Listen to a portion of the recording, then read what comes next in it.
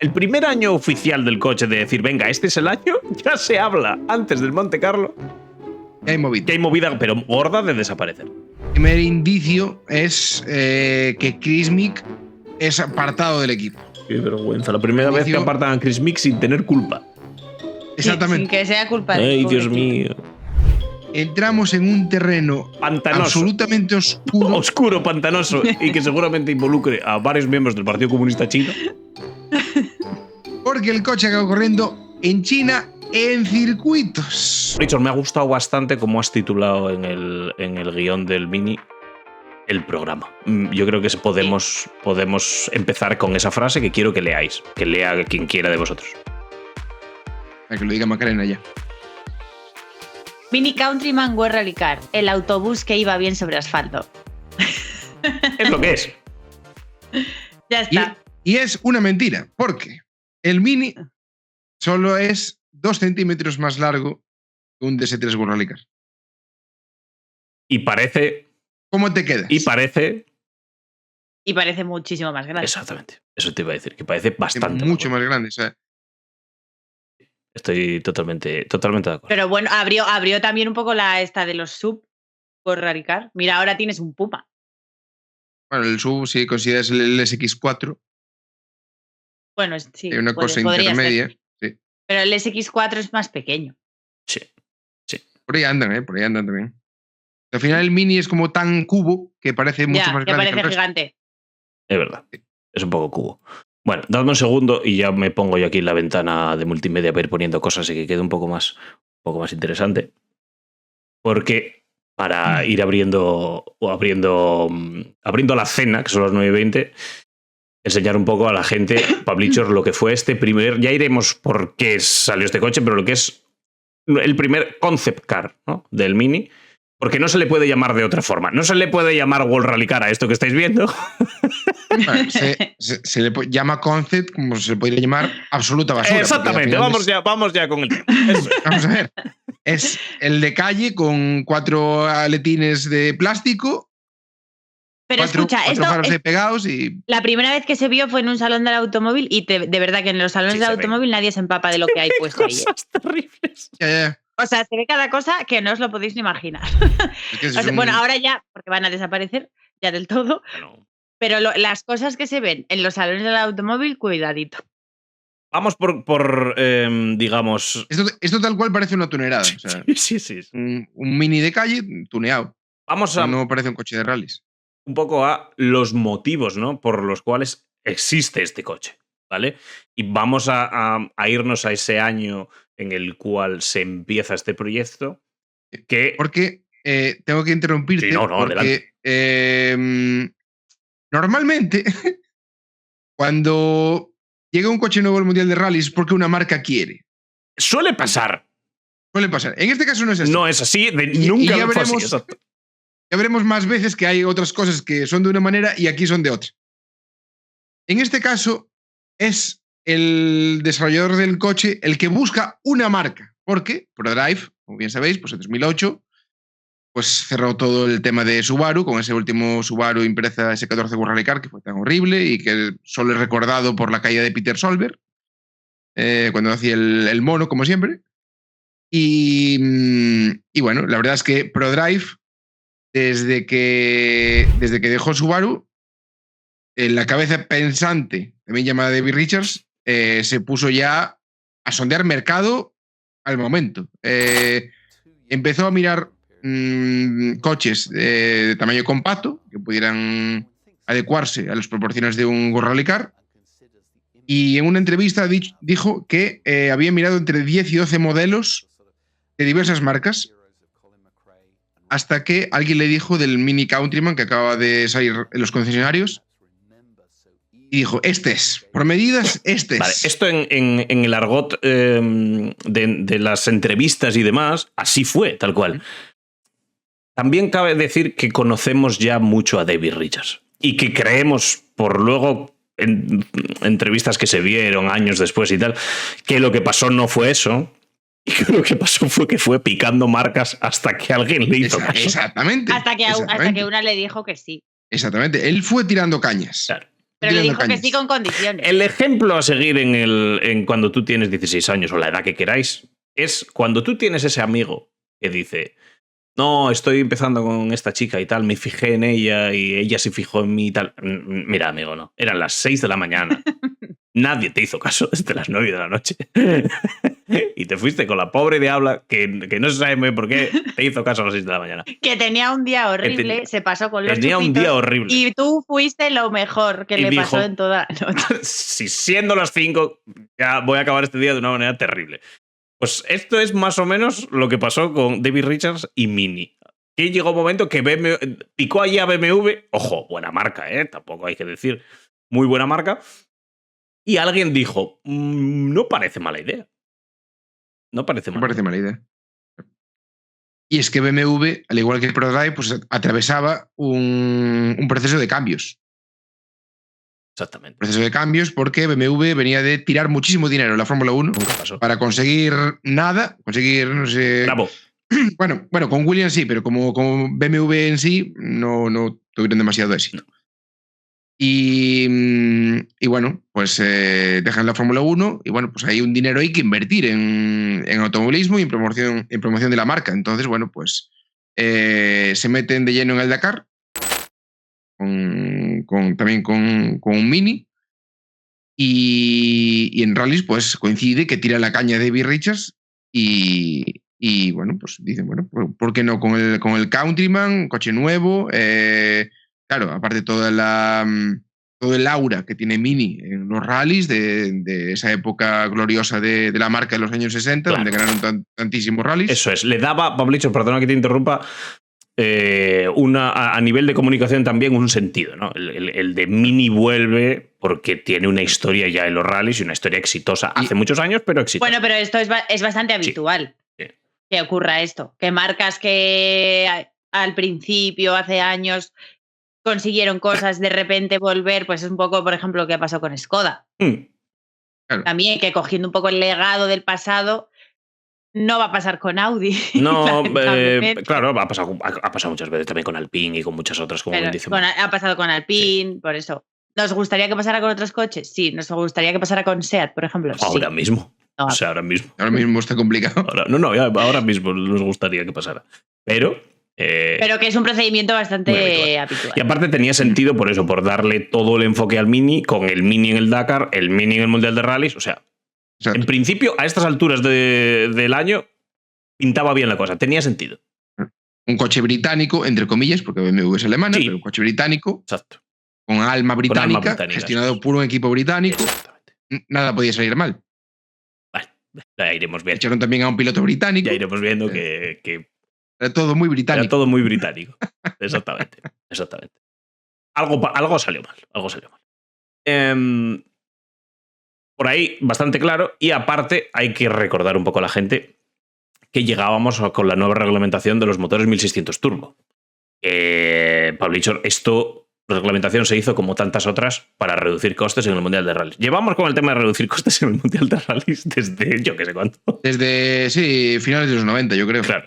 Desde que se acabó un poco la publicidad del tabaco y demás, claro. Que ya tal. Sí. Entonces, bueno, aprovechaban también esta nueva reglamentación, que cuando hay cambios de reglamentación suele ser una buena oportunidad para que entren nuevos. Porque cuando ya entras con una reglamentación que ya lleva años, ponerte a su altura siempre es complicado. Sí.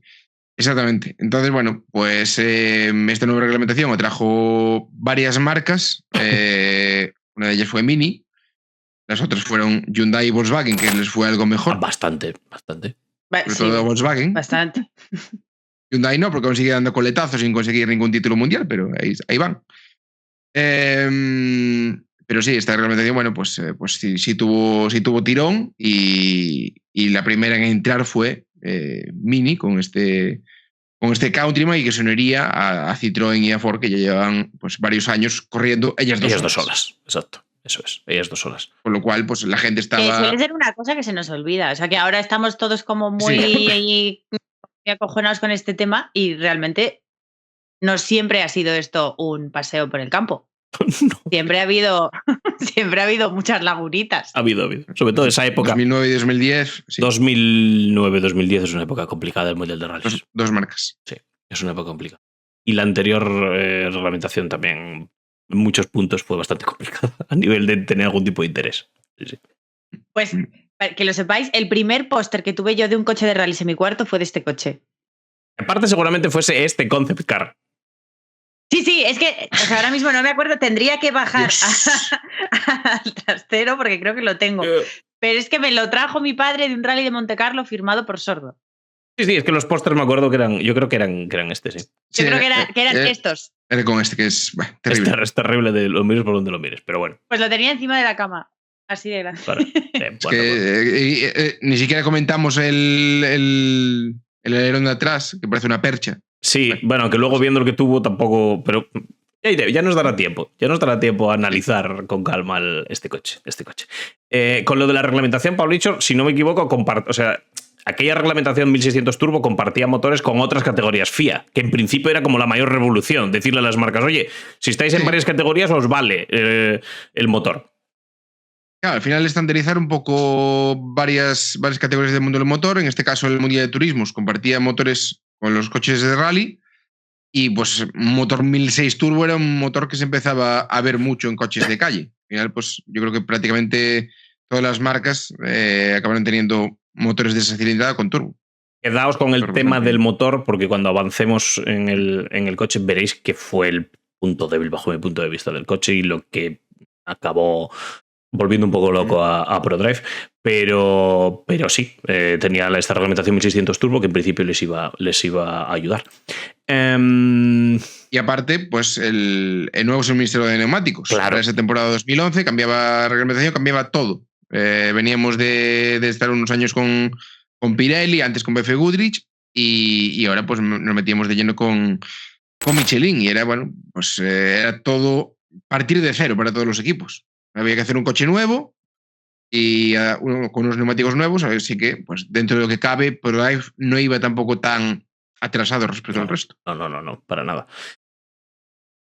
Ya tenemos un concept y este concept se presenta al público, como bien dijo Macarena antes, en un salón del automóvil que no es otro que el Salón de París en el año 2010, que presentan esto que luego utilizan como marketing durante bastantes años, este coche, y que, Pablicho, como tú bien decías antes, no se iba a parecer mucho a la versión que veríamos en 2011.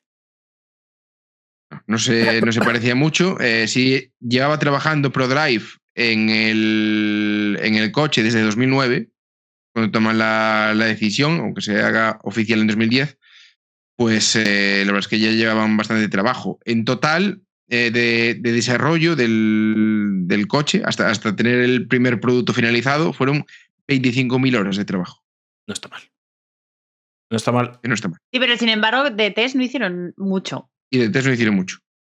Porque también tenía un concepto distinto a los equipos oficiales normales a la hora de llevar a cabo un coche nuevo. Porque, claro, ¿en qué equipo oficial has visto tú que debute el coche nuevo los privados antes que los oficiales? Pocos. ¿Lo has visto? Pocos, muy pocos. Entonces, bueno, pues así las cosas con el Mini. Bueno, sin duda le da mucha luz a este programa las entrevistas a lo largo de las etapas del Mini. Sí. Bueno, típica vendida de humo o terrible de David Richards diciendo que Mini entrarse al Mundial de Rallys es lo mejor que le ha pasado al Mundial en décadas. En décadas. Casi nada, Casi nada. Esto lo dice en una entrevista en vídeo. Pero si hay algunas que incluso se contradicen entre ellas. Pues sí.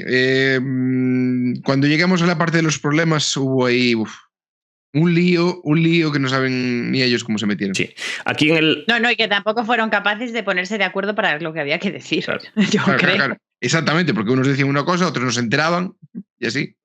Aquí en el vídeo que pusimos ahora, que es un poco la presentación de lo que sería ProDrive con los Mini, ya en un vídeo oficial del Mundial de Rallys, que es donde también dice alguna de estas perlas el gran David Richards,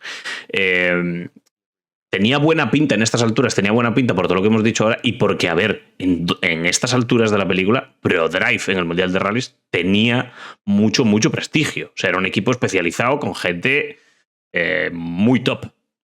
Entonces, todos teníamos bastante esperanza de decir, coño, de aquí algo bueno tiene que salir.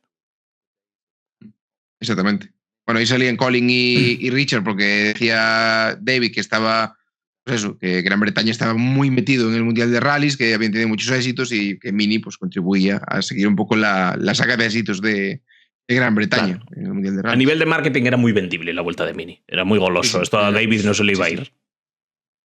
Sí, totalmente.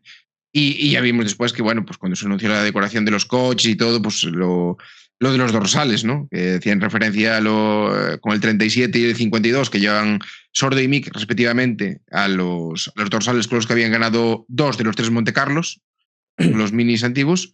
Así que, bueno, pues todo ese aura lo aprovecharon y lo exprimieron al máximo para tratar de sacar el mayor rédito posible para todos. Sí.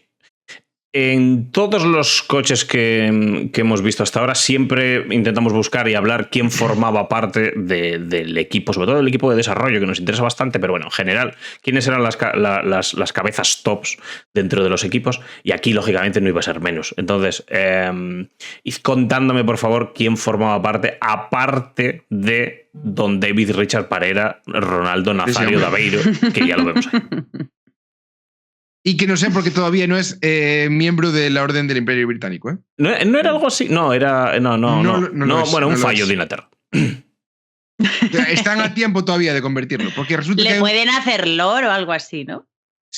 Puede ser, pero. Eso es que no sé, eso se pide. O sea, eso lo sí, lo mandas por Telegram, mandas un mensajín y te lo ponen. Claro, mandas el currículum. O te lo mandan por sorpresa. Te lo van mandando. Es que resulta que hay un David Richards que es miembro, pero es un empresario de Silicon Valley. Vale. No es empresario de ProDrive. Vale, espera, que tengo esto aquí un poco. Vale, id contándome a nivel de quién mandaba por ahí. Bueno, pues jefe de equipo, ya lo habéis visto, ¿no? Ya lo hemos mencionado. Director deportivo de Mini Motorsport, reciclaje de gente que estaba en Fórmula 1, empezando por Dirk Hollweg, que era el responsable de los hospitalities de BMW en la Fórmula 1. Ok. Pues un hombre confiable. Director técnico, tenemos a David Wilcock, que bueno, pues un hombre que lleva ya muchos años en ProDrive, desde principios de los 90, y estuvo un par de años en Benetton, también en la Fórmula 1, en el 96 y en el 97. Así que bueno, un hombre pues también curtido ya en muchas lides. De momento vamos bien. Por ahora pinta bien el tema, sí. Mentor técnico, que no supe cómo traducirlo, pero mentor técnico. Sí. No, que es muy gracioso cómo defines a esta persona. Sí. Claro, es que David Lapworth es que claro. se fundó ProDrive y ya estaba allí. Yo puse en la guía de su madre dio luz en ProDrive, efectivamente. Pero porque empieza en 1984 cuando se funda la empresa y yo creo que toda la vida ha estado en ProDrive. Es mano derecha de David Richards. Exacto. En el desarrollo de todos los coches, tanto rallies como circuitos, y bueno, pues un auténtico genio, la verdad. Todas las imágenes míticas que hayáis visto, habidas y por haber, de asistencias de Subaru con Colin y tal, está David por allí pululando. Sí. Totalmente. Manager, tenemos aquí un nuevo integrante, que es Campbell Roy, que es una persona multifuncional que hacía varios roles en el automovilismo, y bueno, entró ahí en ProDrive de manager porque se desenvolvía en muchas facetas, y bueno, pues un buen fichaje. Y luego tenemos también información de los ingenieros de cada uno de los pilotos, que luego pues serían Chris Meek y Danny Sordo. La ingeniera de Chris Meek era Tina Gade, que aquí hay una historia un poco interesante, porque Tina Gade es hermana de Lina Gade, que los que os guste Le Mans, o ya habéis visto Le Mans los últimos años, o cuando corría Audi, pues Lina Gade era una de las ingenieras de uno de los Audi de Le Mans. Era, bueno, pues bastante popular, ¿no? En un mundo pues tan dominado por los hombres ahí en los muros al lado de la pista, pero una mujer siendo la jefa. Porque tiene mano dura. Y esta pues es la hermana. Y siendo la jefa discreta. Claro, en Audi con su mente alemana, vaya. Y esta era la otra hermana que ahora está trabajando en McLaren en la Stringe. Y teníamos como ingeniero de Dani Sordo a Allen Russell, que era bueno, pues otro ingeniero que también llevaba varias temporadas en rallies y bueno, también sabía desenvolverse bien en su faceta. Estoy de acuerdo. No pintaba mal el equipo, ¿eh? A estas alturas de la película que estamos contando, todo pintaba bastante bien. Marca nueva, equipo con experiencia. Yo creo que es lo peor. Yo creo que lo peor es que el proyecto, en un principio, parecía la bomba. Claro, a ver, para mí unía varias cosas. O sea, algo que contar que tenía sentido, ¿no? Es que Mini ya tenía historia, una marca con historia. El coche molaba, porque el Mini de calle mola. Es un coche que mola desde el principio. Y encima, en aquel momento que se acababa de lanzar esa carrocería, es que se vendían Minis a patadas. Es un coche que mola. Y en general es un coche molón. Equipo molón, como es ProDrive, con muchísima historia. Y jefe de equipo auténticamente, bueno, el más grande de la historia, que es David Rich. Entonces, claro, es guay de contar esto porque a estas alturas pintaba bien. No es como otros coches que hemos ido contando que decíamos, aquí ya pinta mal. Aquí era imposible que saliese algo. No. Yo aquí teníamos todos al menos esperanzas. Una marca muy fuerte detrás, como era BMW. Y al final parecía que todas las piezas encajaban, claro. A priori. Claro. Un poco. Aquí está explicando todo el tema eléctrico, que luego, bueno, pondré los enlaces en el vídeo de YouTube para quien quiera ir a esos vídeos y verlo y tal. Pero es una pasada, ¿no? Cómo explica todas estas componentes y cómo luego se reducen a 6, 7, 8, 9, 10 conectores, que es curioso. Todo esto para los más frikis y los más ingenieros y tal, os va a molar. Estos vídeos os van a molar. Vale, equipo técnico más o menos despachado. Ahora hay que contar un poco a la gente qué carajo es este coche que está viendo aquí. Ya hemos contado que es el Mini Countryman y que deriva, lógicamente, del Mini Countryman de calle, pero hasta ahora no sabemos nada más de especificaciones técnicas, por dicho. Sabemos que tienen un Mini ahí, hemos visto una carrocería, unos cables, pero no hemos visto nada más. Bueno, pues la carrocería, como habéis podido comprobar, pues parte del coche de calle, tal cual, viene de la fábrica. Y como se podía ver en uno de los vídeos, pues eso, la despintaban, que era lo que me hacía gracia, la despintaban y cuando dejas el metal, así decirlo... Mira, lo vuelvo yo para atrás y lo vemos, que no hay ningún problema. Mira, aquí se ve perfectamente. Se está viendo ahí. ¿Ves? Es lo que explica este hombre, que cuando dejas el metal así como sin tratar, bueno, la toma por culo. Se oxida. Entonces, claro, a la chica que le está entrevistando le dice, esto no es nada malo, es simplemente que cuando le quitas al metal sus capas, pues se acaba oxidando al momento. Claro. Entonces, bueno, luego se es quita. Es verdad ya... que la primera imagen que podéis ver parece que está oxidado el coche y dices tú, claro. Hostia. Pero claro, y él en el vídeo lo que dice, por dicho, lo explica y dice, no, a ver, o sea, hemos quitado... Esto es muy normal, no te preocupes, esto es muy normal, porque ella, claro, pone una cara como diciendo, virgen, ¿cómo estáis?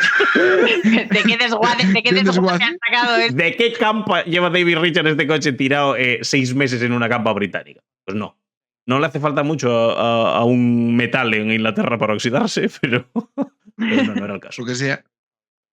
Pues sí, como decimos, la carrocería parte del coche de calle con sus refuerzos y demás, lo de siempre.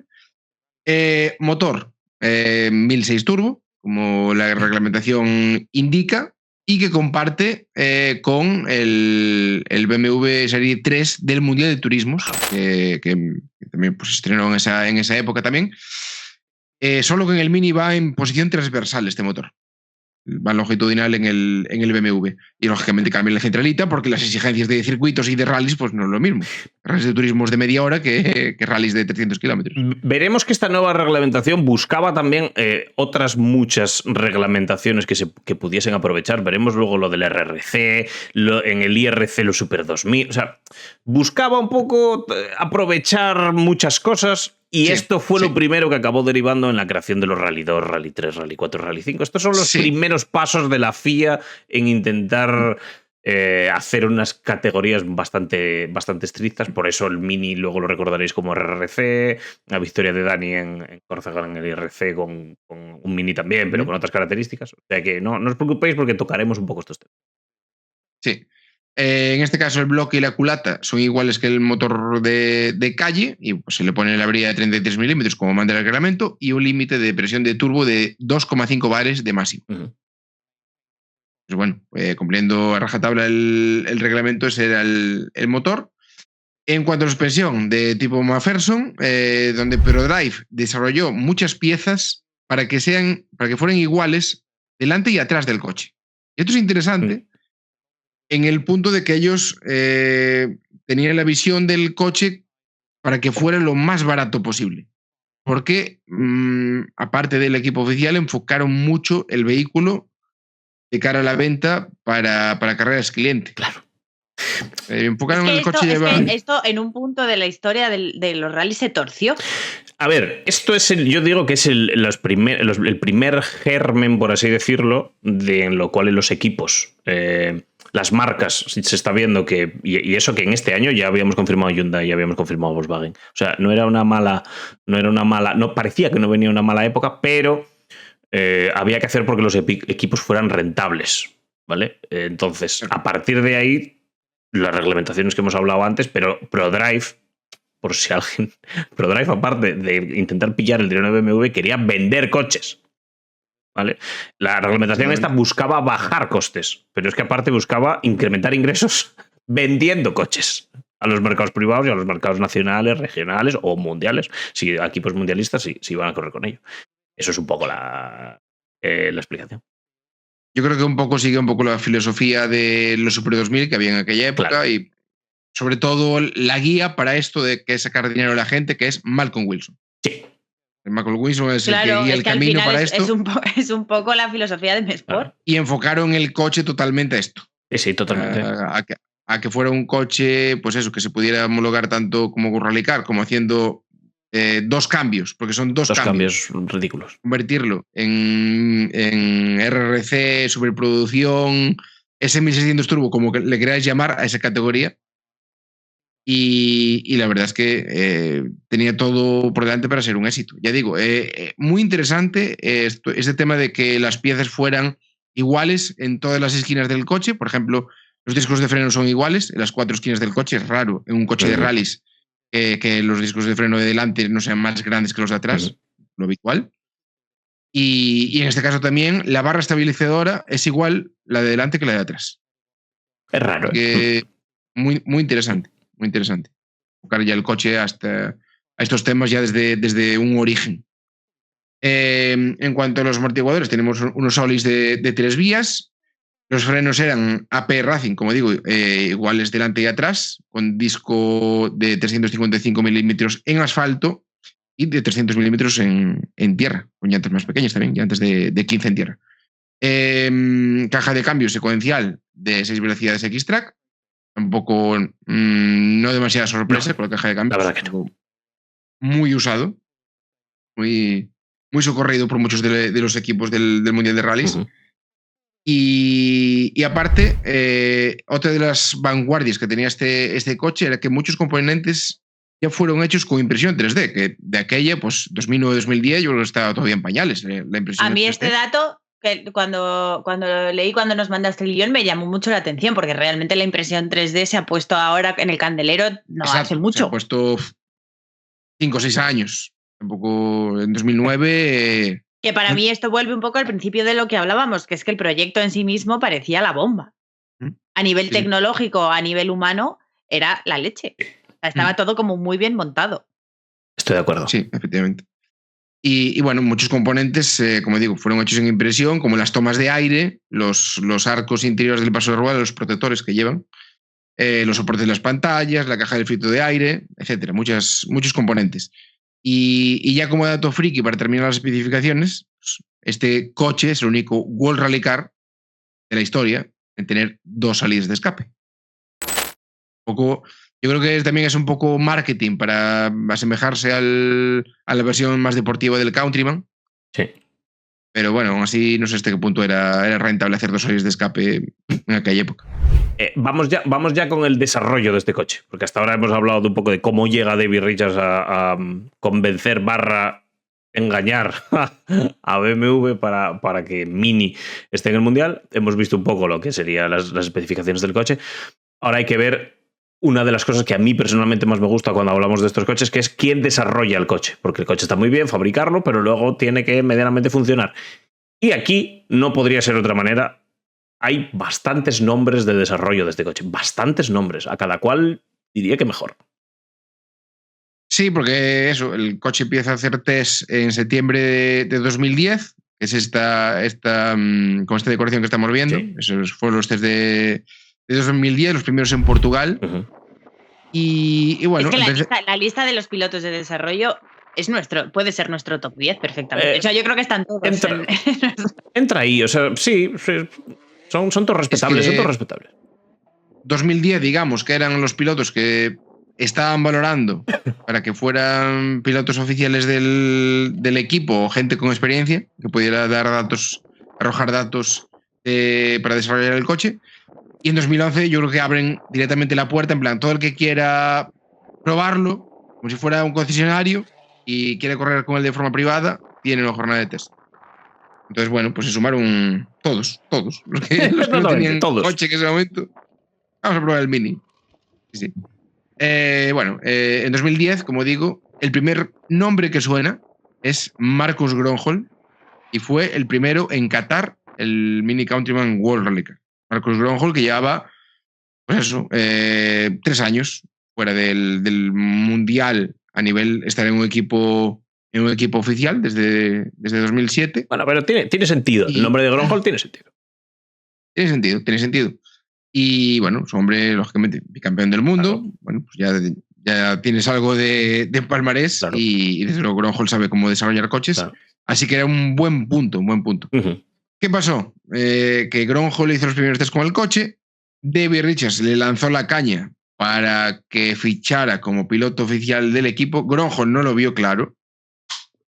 Y yo creo que la excusa, que es una excusa perfectamente comprable, era un poco pues como lo de Häkkinen en la Fórmula 1, vale. Que dijo, voy a tomarme un año sabático y no volvió. Grönholm fue parecido, porque dijo, ¿a qué voy a volver? Tengo 2 campeonatos del mundo, acabé un poco en la cresta. Sí. ¿A qué voy a volver con esto si igual me arrastro y acabo aquí dando penuria? Es verdad que una retirada a tiempo es una victoria. Yo no estoy de acuerdo. Es una teoría que tengo con... Un buen piloto de rallies tiene que acabar sus últimos días arrastrándose. Arrastrándose. Es una teoría que sabes que comparto con Borja Rozada y con mi hombre Pablo Villar desde hace muchos años. Y es que un buen piloto de rally tiene que acabar sus días arrastrándose, dando absoluta vergüenza en equipos que no es que no le merezcan. Es que, o sea, no se puede ni llegar a comparar. Por ejemplo, en 1000 casos, claro. Salonen es un... Por ejemplo, lo de Loeb no es arrastrarse porque Loeb cobra y aparte gana. No, los de ahora ya no se arrastran. Cuando lo invitan. Pero los antiguos se arrastraban. Pero eso, los antiguos sí. Por ejemplo, Salone, Micola y demás, sí. Salone, pues eso, pues en Mazda, pues ya me dirás tú. Pues ya me dirás tú. Equipazo. Claro. Entonces tienen que arrastrarse. Yo estos que se quieren retirar en la cresta de la ola, con todo el respeto a Marcus, que es de mis pilotos favoritos. Bueno, también lo probó Marco Martin, que también sabía algo de desarrollar coches, pero bueno, Marco Martin, pues eso, que desde 2005, cuando fue el accidente en el que murió Michael Park, pues ya empezó a hacer algún que otro rally suelto, pues yo nunca pensó en volver a tiempo completo al Mundial de Rallys, yo creo. El bueno de Marco. Y bueno, se centró en gestionar un poco, en espolear a pilotos de su país. Y así sale otro nombre a la palestra que probó este coche y que no esperaba leer, porque no me acordaba que lo había probado, que es Ott Tanak. Yo tampoco. ¿Cómo lo oís? Ott Tanak probó... A mí de la lista ha sido el que más me ha sorprendido. Ahí está, ¿eh? Yo tampoco. O sea, me sorprendió mucho verlo de Ott Tanak. Ott Tanak, que en aquel momento no había corrido aún en el Mundial de Rallys con un Rally Car. Me sorprendió mucho lo de Tanak, pero mucho, ¿eh? Porque no, estoy totalmente de acuerdo, no me lo esperaba. Yo creo que llegó allí con Marco Martin y dijo, este chaval puede probarlo aquí un rato y tal. Sí, tiene toda la pinta. Pero bueno, no sé cómo fue el tema, pero sí es muy random encontrar a Ott Tanak aquí. Sí. Pues claro, para desarrollar un coche coges a alguien que tenga experiencia con Rally Cars, no a alguien que nunca se ha montado en uno.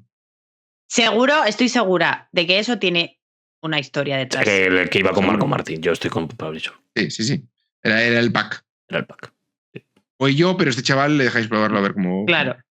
Sí, estoy de acuerdo. Y bueno, eso septiembre, octubre de 2010. O sea, hacen varias jornadas de test y luego pues ya se van anunciando se van anunciando lo que serían los pilotos oficiales de la siguiente temporada, porque en 2010 no corrieron nada, lógicamente estaban en pleno desarrollo, estaban barajando también qué rallies correr a la siguiente temporada, porque no iban a correr tampoco la temporada entera, el coche no estaba listo para Monte Carlo ni de coña. Y bueno, se centraron en buscar pilotos oficiales y bueno, pues el primero que salió fue Chris Meek. Decisión, bueno, pues bastante acertada en el momento, piloto que venía de ser campeón del IRC con Peugeot, piloto oficial. Y bueno, pues lo fichaban, piloto inglés, en equipo inglés, en coche con alma inglesa. Era todo genial. Y yo creo que podría haber sido la gran oportunidad de Chris Meek en el Mundial de Rallys. Luego tuvo más grandes oportunidades, pero esa era una. ¿Vale? Pintaba muy bien aquí Chris Meek. Muy bien. Pintaba muy bien. Muy bien. Porque aparte, claro, todavía no se conocía el compañero y Dani Sordo en ese momento estaba ya en sus últimos coletazos con Citroën, donde ya había irrumpido en el equipo Sebastián Ogier. Y Sordo, pues, esperó hasta última hora, hasta finales de año, para ver si Ford movía de ficha, porque creo que Dani tenía más ganas de irse a Ford que a Mini, yo creo. Es que un nuevo proyecto... También tiene lógica. Un nuevo proyecto, Dani en este año, que banda que no tenía buena pinta Dani todavía, no le quedaba guerra quedar a Dani. Sí. Es entendible que dijese, oye, mira, el Ford al menos... A mí me dais una cosa que ya esté hecha y funcionando. Que yo al menos creo que tal, esto es una incógnita. Bueno, que el Fiesta era un coche nuevo, pero quiero decir, Ford, claro, seguía un poco el año a año. Lógico. Pero por verdad, pues eso, echó 2 temporadas ahí en el dique seco, como quien dice. Y aparte me gusta mucho esta foto que hemos puesto aquí porque mira que 2 auténticos yogurines, ¿eh? O sea, Dani y Chris. Mira qué caras, tenían. Ya, ¿eh? Sí. De todas maneras, te tengo que decir que les veo mejor ahora. Hombre, yo creo que Dani siempre se la ha visto más o menos bien. Yo a Chris Meek le veo mejor ahora también. Sí. no tenía ni buen color. Les veo mejor ahora. No tenía ni buen color. No, sé. Bueno, pero la cara de loco de Chris es magnífica. Ya se le ve, sí, ya se ve. Pero bueno, tiene gracia que son 2 pilotos que coincidieron en el Mundial Junior con Citroën, volvieron a coincidir ahora en Mini, no sé si volvieron a coincidir más adelante y ahora son vecinos. Sí. Pues se presenta el equipo el 10 de abril de 2011 con esos 2 pilotos, con Sordo y con Meek, y el equipo planea hacer en ese primer año varias pruebas sueltas, como son Cerdeña, comenzar el año en Cerdeña, Finlandia, Alemania, Francia, España y Gales. O sea, realmente rallies con poco desplazamiento. O sea, no fueron a Argentina, no fueron a Australia, lógicamente, para poder tener más cerca la base y poder seguir desarrollando el coche. Ahí ya vemos los test ya con Sordo y con Meek, siguiendo con esa decoración de camuflaje. Luego ya sería roja, la de test. Y ahí estamos viendo la roja precisamente.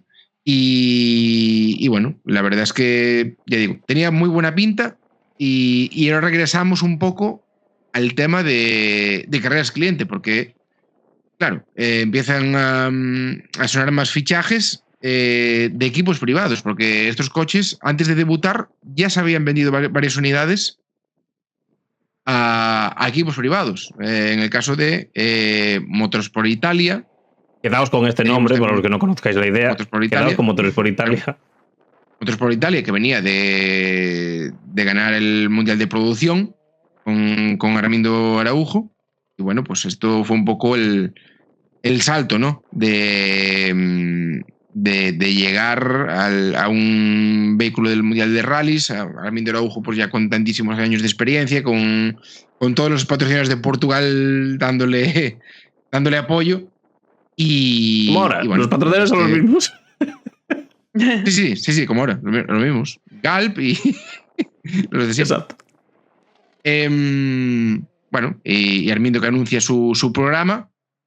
También lo anuncian, pues eso, varios otros pilotos, como por ejemplo teníamos a Daniel Oliveira, de ahí que yo haya dicho que este coche fue muy popular entre gente de habla portuguesa. El brasileño Daniel Oliveira, piloto pues bastante acostumbrado a hacer chapa, así que bueno, Sabíamos un poco lo que nos íbamos a encontrar. Y bueno, en ese 2011, aparte de todos estos, pues también hacen test con el coche. Craig Breen hace test Melissa de Bakkere, que no recuerdo si llegó a pilotar este coche en Bélgica. Andrea Navarra, que es el que le da la primera victoria absoluta al Mini en un rally. Y por supuesto, como digo, Araujo y Oliveira.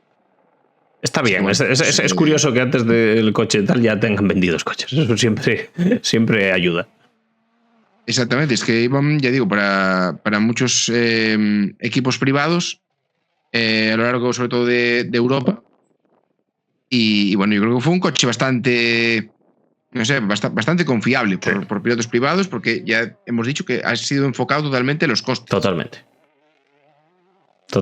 Entonces, bueno,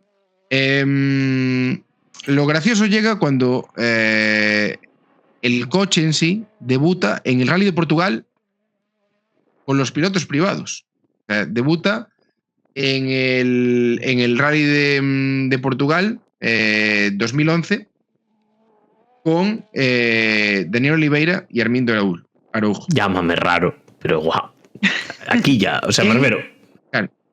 Es que, claro, ahí ya empiezas a ver cosas que es cosas raras. Que debute el coche en manos privadas. Bueno, vamos a dejarlo para... Claro, pero es que el mismo fin de semana el coche que le habían vendido ya a Grifone ya está debutando. O sea, el coche no lo hace debutar al equipo oficial. Debuta en una nacional de Italia y debuta en el Rally de Portugal con privados. Y en todos estos casos con la variante RRC 1006 Turbo, como le queráis llamar, sobreproducción, que se llamaba más en aquel año, a esta nueva categoría que aparecía y que luego pues tanto Ford como Citroën también acogerían con los RRC, tanto el DS3 como el Fiesta. Así que para eso también fueron pioneros en esta nueva fórmula. Sin duda. Entonces, otra cosa que aplaudirles. El Rally Portugal no va demasiado bien, ambos coches abandonan por avería mecánica. Bueno, algo habitual en un coche nuevo, pues hay que pulir detalles, ¿no? Pero en el caso de Araujo, corriendo en casa, lógicamente, pues ya iba por delante, bien por delante de todos los Super 2000, holgadamente por delante, y de hecho se estaba metiendo con el 1006 Turbo delante de Rally Cars, como por ejemplo Kimi Raikkonen, está corriendo en aquella temporada del Mundial de Rallys con el DS3, y Federico Villagra, Khalid Al-Qasimi, bueno, los Paganinis de aquella temporada, por así decirlo. Entonces, bueno, pues no era mal bagaje para el Mini, ¿eh? O sea, estar ahí un poco metido en medio de los Rally Car ni tan mal. Y bueno, después de esa primera buena impresión del coche en Portugal, siguieron corriendo en diferentes nacionales. Tuvimos a Daniel Oliveira, que también participó en el Rally de Jordania, que era el siguiente a Portugal. Tenemos a Andrea Navarra, que lograba la victoria en el Rally de Adriático, esa primera victoria absoluta del Mini. Tenemos también a Marco Tempestini, que corría pues, otro rally en Italia con el mismo chasis de Navarra.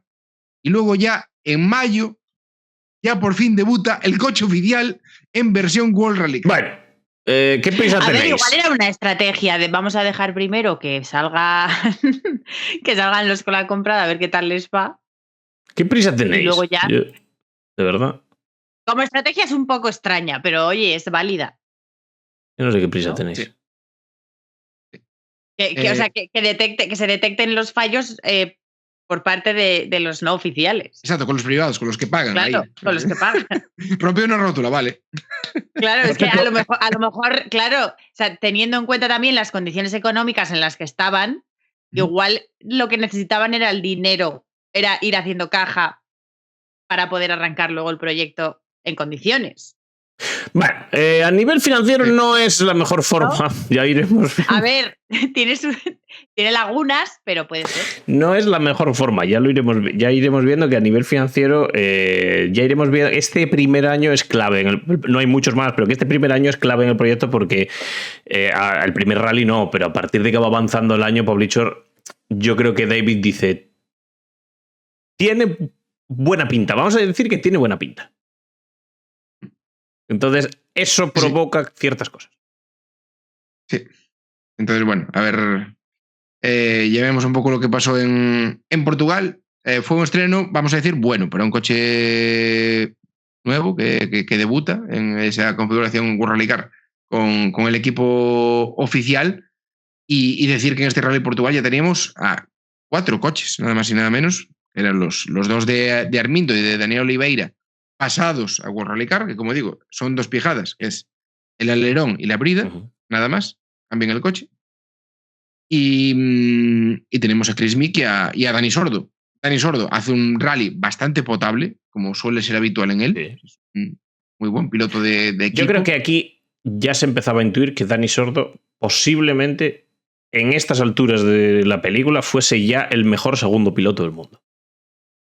Este año. Yo creo que ya lo había demostrado en Citroën. Ya lo había demostrado ampliamente en Citroën y en 2024 ya no hace falta ni mirar atrás. O sea, ya quedó bastante claro que es uno de los mejores segundos pilotos del mundo. Claro. En el caso de Chris Meek, tercer tramo, ha hecho una rueda para atrás. Bueno, ya, claro, es que Chris Meek no era nada de eso. Claro, pero bueno, ha hecho una rueda para atrás porque al parecer el gas, o sea, el pedal del acelerador se quedaba trabado. Ya. Por lo que dijo. Sí. Al día siguiente se reengancha. Pero es que al final eso, como dice Adri, igual que la historia ampara a Dani. Sin duda. A Chris también. A Chris la ampara la historia también. No. Sí. Y bueno, lo que decía Mick, que tuvo el mismo problema al día siguiente, ya pues se retiró definitivamente, porque abandonó en el primer tramo del sábado y en el primer tramo del domingo volvió a abandonar otra vez. Lógicamente, intenta salir, hacer los máximos kilómetros posibles, pero en el caso del coche de Chris no iba. Y lo que decía él era que soltaba el acelerador y el coche se quedaba empujando unos segundos más, como si fuera un lag. Entonces no sabía muy bien lo que pasaba y bueno, pues no pudo prácticamente probar nada en ese Rally de Portugal el bueno de Chris Meek. En el caso de los privados, pues Daniel Oliveira, pues como suele ser habitual, pues bueno, segundo tramo, liada, y Armindo pues terminaba 12º. Y bueno, después de lo visto en Portugal parecía no tan bueno, pero es que en Cerdeña había buena competencia y bueno, pero es que no salieron tampoco las cosas para Armindo, porque, a ver, 12º, pues no. Podía estar un poquito mejor, incluso superado por algunos de los Super 2000, cuando en Portugal les habías metido la minutada padre. A ver, hay que también tener en cuenta que yo creo que llegaban con poco más de 2.000 kilómetros de test y que todo esto entraba dentro de los planes. O sea, de que los coches fueran rompiendo, fueran teniendo problemas y tal, con 2.000 kilómetros de test es bastante o sea, se toma como normal. Bueno, no has hecho mucho test, vamos a hacer rallies que sirvan como test y ya está. Efectivamente. Y bueno, después de ese rally. De hecho, la primera temporada eran 6 rallies. O sea, que era una temporada bastante light. Sí, temporada cortita de desarrollo. Como se vio en otros equipos, como se vio en Suzuki, como se vio en Seat, pero acuérdate que tenía la misma filosofía. Claro. O ir desarrollando rally también. El coche sigue corriendo también en muchos nacionales, con Alex Bengué, con Corrado Fontana ya en versión World Rally Car. Tuvimos a Daniel Oliveira en Argentina, también abandonado por avería. El coche corrió en Ypres con Snigers. Tuvimos en el Acrópolis a Armindo y Oliveira, que también abandonaron por diversas averías. Pues bueno, poco a poco pues puliendo esos detalles del coche, y llega a Finlandia, donde es la siguiente participación del equipo oficial, con Sordo abandonando pues prácticamente la Power Stage, en el último tramo, con lo cual pues el objetivo un poco estaba conseguido, que era hacer kilómetros. Claro. Y aparte, haciendo ya algún crono decente, aunque fueran así en tramos cortos, en los típicos tramos de ciudad de Finlandia, el coche se mostraba ágil. Estaba ágil y el coche pues tenía bajos y bueno, pues tenía algunas virtudes sobre sus competidores. Sí. Entonces pues ya ya daba un poco la cara. Un sordo que iba séptimo hasta que empezaron los problemas. Ya iba a 3 minutos de Loeb y de Latvala, que estaban jugando el rally, y de Oyer. Pero bueno, pues poco a poco, como digo, se iban puliendo esos detalles del coche. Yo creo que aquí es un punto importante porque aquí sí que creo que ProDrive y David Richards decían, vale, el coche tiene futuro, el coche tiene cierta pinta, por ahora no nos llega, bueno, vamos a meter el acelerador en cuanto a gasto, vamos a meter el acelerador en cuanto a desarrollo, vamos a meter el acelerador en cuanto a pasarle facturas a BMW que no habían autorizado. Vamos a meter el acelerador. Hay que recordar a la gente que en estas alturas de la película el coche no estaba homologado. Exactamente. Es que yo creo que a BMW tampoco le debieron explicar muy bien cómo funciona. No hace falta saberlo todo. Tú pon el dinero y ya se te irá contando las cosas. Pero el coche no estaba homologado. Entonces, y se estuvieran contando las cosas a mi manera. A mi manera. Y si no, pues puede no ser la verdad. Te empiezas a interesar, que estás muy bien en tu puñetera oficina de Alemania. Venga a los rallies y irás viendo cómo están las cosas. El coche no estaba homologado y David Richards jugó. Él pensaba en su cabeza, era espectacular. Bastante bien la baza de, bueno, el coche no está homologado, el coche tiene buena pinta, yo creo que vamos a vender 30 y pico coches por año, que era lo que él creía que iba a vender, 30 y pico coches por año. Entonces hay que meter el acelerador en cuanto a desarrollo y en cuanto a gasto. Y bueno, tengo yo por aquí unos leasings. Es que además para poder homologarlo no tenían que hacer la temporada completa. Efectivamente, para la FIA marca que un equipo, o sea, una marca, perdón, para homologar un vehículo tiene que hacer una temporada completa del Mundial de Rallys. Exactamente. Como marca, como manufacturer. Exactamente. Ahí empieza. Entonces luego veremos lo que pasa. Claro, ahí empieza una noria que no tiene solución. Claro, pero yo creo que se acelera todo a partir de Finlandia y que ProDrive ve que el coche, porque Finlandia ya el coche da muestras de decir, coño, para los kilómetros que llevamos tiene buena pinta. O sea, está aguantando más kilómetros, está haciendo tiempos bastante aceptables, hay que meter el acelerador. Esto empieza a pasar, yo creo que aquí, y veremos luego lo que pasó con este meter el acelerador y pasarle facturas a BMW que no había autorizado y este tipo de cosas. Que la gente no nos malentienda, el coche homologado estaba porque está corriendo en el programa mundial de rallies. Pero, quiero decir, para mantener la homologación durante 5 años más, para probar la homologación, tenían que correr mínimo una temporada como manufacturer en el mundial de rallies. Y eso interesaba a ambos. Interesaba a BMW y interesaba a ProDrive. Interesaba a ambos. Y ProDrive jugó bastante bien. En ese momento parecía que jugaba bastante bien las cartas, vamos a decir, las cartas. A mí me hace gracia lo que planeaban hacer 30 coches, 30 chasis cada año. Y cuando se acaba toda la historia del Mini, construyeron 27 en total. Es un dato también que hay que comentar a la gente. Eso iba a decirte que, o sea, aquí habéis puesto, planeaban hacer entre 25 y 30 chasis del Mini cada año. Se construyeron en total 27. Bueno. Y luego hay otro dato por ahí que ha puesto Publisher también bastante gracioso, el de los chasis destruidos. Bueno, eso vamos al final porque es como la guinda del pastel. Vamos. Sí. Como la guinda del pastel. Siguiente prueba para el equipo oficial, Finlandia. Ojo. No está mal.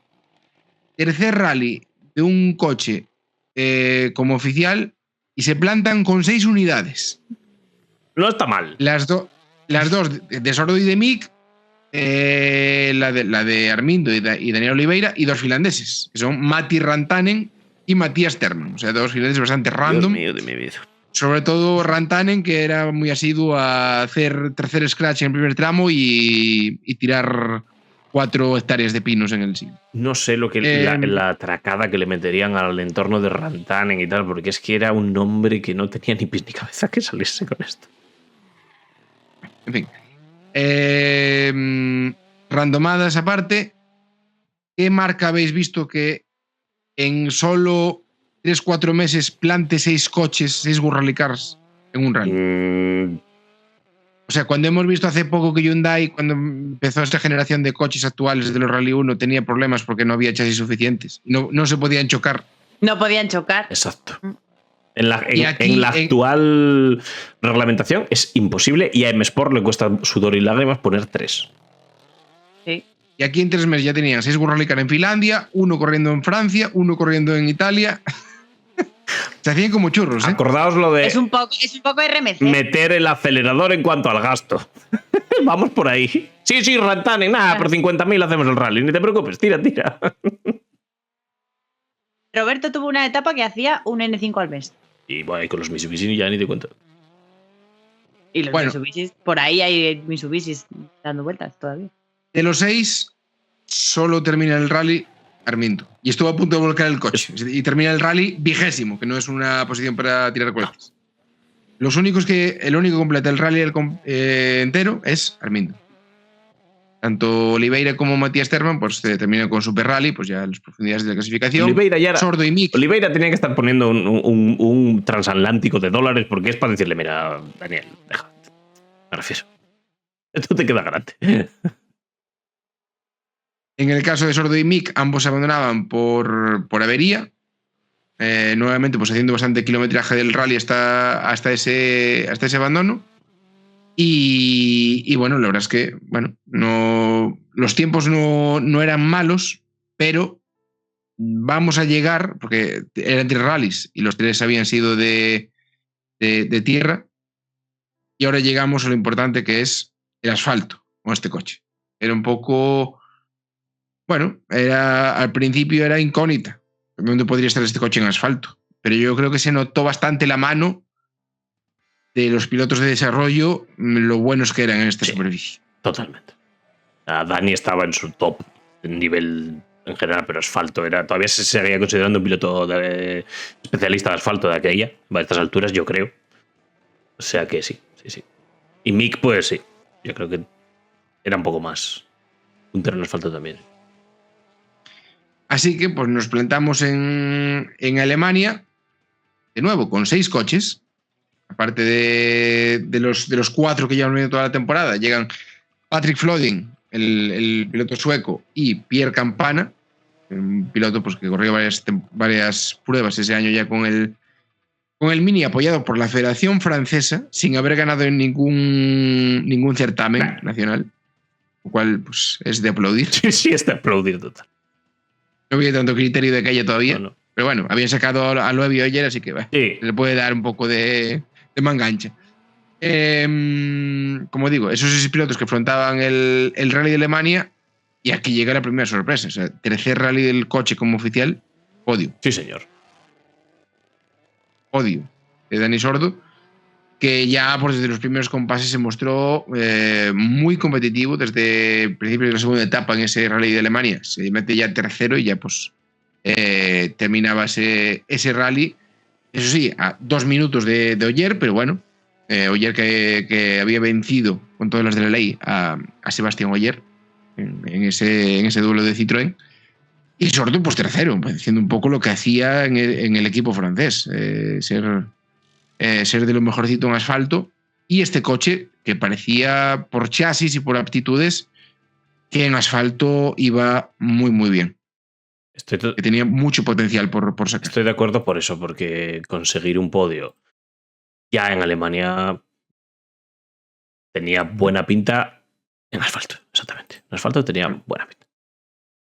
Claro, es que, y aparte, pues haciendo algún que otro tiempazo, por ejemplo, tenemos en el Panzerplatte, mítico tramo de Alemania, 34 kilometrazos, y Sordo se queda 3 segundos de Ogier. Ahí las cosas. Sí, el coche en asfalto tenía muy buena pinta, sí. Y ahí vemos la foto precisamente del podio, de ese podio de Dani. Lo tenemos con Carlos del Barrio, y bueno, la temporada que no parecía ir nada mal. No, o sea, pues a estas alturas. En cuanto a un coche que debutaba, yo creo que nos quitábamos el sombrero. Y lo que quería David, que este coche fuese bien en asfalto, para vender bastantes a campeonatos nacionales. Es un poco. También, porque claro, los campeonatos de la parte baja de Europa son mayoría no, pero se hace mucho asfalto. Entonces, pues, sobre todo España, Francia, Italia, Bélgica y obviamente Gran Bretaña, pero era un poco el principal objetivo. Sí. Y al final fueron donde pararon la mayoría de chasis del coche. Sí, claro. Entonces, bueno, pues siguiendo un poco con con esa temporada del Mini. Bueno, pues llegaban más rallies de asfalto y la siguiente parada para el equipo oficial en esa temporada 2011 era el rally de Alsacia, donde, otra sorpresa, pasamos de tercero a segundo, o sea, segundo podio consecutivo para el coche. O sea, daros cuenta, exacto, o sea, daros cuenta de siempre tener un poco en mente lo que hablamos antes. O sea, el coche empieza como empiezan todos estos coches, con pocos test, que es, bueno, pues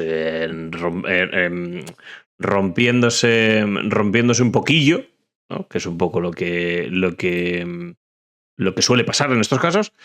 En Alemania el coche ya está haciendo terceros y en Alsacia ya está haciendo segundos. Por lo tanto, desde que el coche no iba nada bien hasta aquí se ha metido un gritón de dólares así a chorro gordo en ProDrive. No hay más secreto. Es que la cosa no acaba aquí. O sea, la primera etapa de esa rally de Alsacia, Sordo acaba líder. Claro. Acaba líder por delante de Peter Soldier y Sebastián Ogier. Pero y a pesar de eso tenían problemas económicos. A ver, a partir de... Claro, es que es lo que te digo. El coche era para estar todo el año, acordados de los primeros años de todos los coches que hemos visto aquí, pasándolo mal, haciendo muchos rallies, claro, problemas de juventud y tal, y de repente el coche pasa de ser, entre nosotros, un poco cesto, a ser fiable, estar para ganar, al menos en asfalto, estar ya para ganar en 2011 y encima resolver, para mí, el mayor problema que tiene este coche, que es que es un coche con centro de gravedad alto. Bueno, pues el coche es fiable, es rápido y eso ya se lo fumó David. El coche funciona. En tierra, a ver, tenía sus problemillas, no era del todo competitivo, claro, pero en asfalto era muy buen coche. Hablo en asfalto. Por lo tanto, bajo mi punto de vista, se ha metido ya un gritón de facturas a BMW que nadie ha autorizado. Y que seguramente estarían sin pagar. Sí, claro, por supuesto, porque claro, hay alguien en BMW y dirá, pero ¿quién me está? No le hagas caso a David. Y pues eso, Sordo se quedaba a 6 segundos de lo que habría sido la primera victoria del Mini Country Mongoose Rally Car en el Mundial de Rallys en su cuarta prueba como oficial. El coche está haciendo, repito, segundos en el Mundial de Rallys con prácticamente ningún patrocinador. Eso ya os da a entender un poco. Ya podéis ver ahí, los patrocinadores son los proveedores.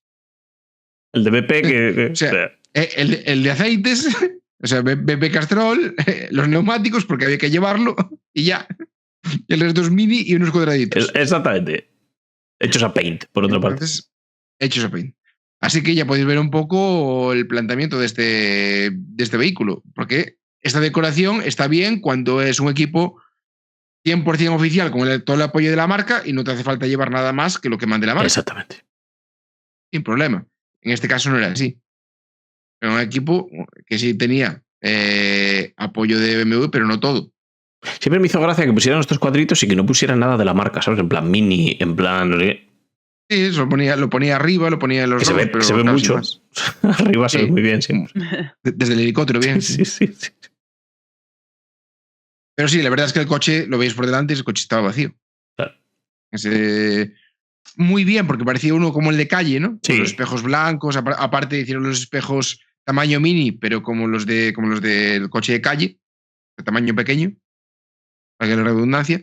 Y bueno, yo creo que el concepto estaba bien. Muy bien. Y sobre todo ese alero un poco copiado, yo creo que más bien típico de así de un Focus de los últimos. Bastante parecido. Y bueno, yo creo que el concepto, el conjunto, iba todo bien, menos la parte económica. Exactamente. Precisamente por eso. Aquí ya empieza a haber problemitas. A llegar el agua al cuello. Empezaba a llegar el agua al cuello. David ya... Estaban buscando patrocinadores. Sí, pero... Yo creo que la póliza de crédito ya la tenía aquí. Sin éxito, claro. Y bueno... no queda mucho para que llegue el próximo año, 2012, que debería de ser el año para Mini, donde ya diesen un rendimiento no solo en asfalto, sino en tierra. Efectivamente, ya era un poco la prueba de fuego, claro, ¿no? En ese en ese 2012, viendo lo bien que va, pues en asfalto yo creo que había que ir a por victorias. Sí, sin duda. Y en tierra, pues a tratar de lidiar como se pudiera. Claro.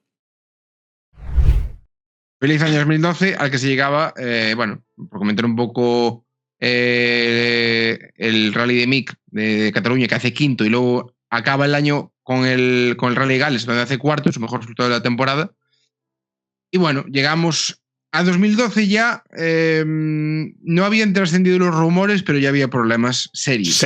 O sea, ya estamos hablando de movida seria. El primer año oficial del coche de decir, venga, este es el año, ya se habla antes del Monte Carlo. Ya hay movida. Que hay movida, pero gorda de desaparecer.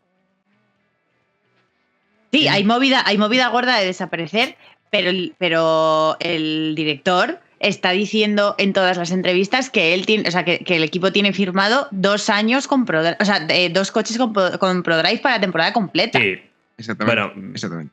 2 horas antes de la quiebra de Lehman Brothers, el presidente estaba diciendo que iba a comprar más acciones. No os fiéis mucho. Entonces, nos metemos en 2012.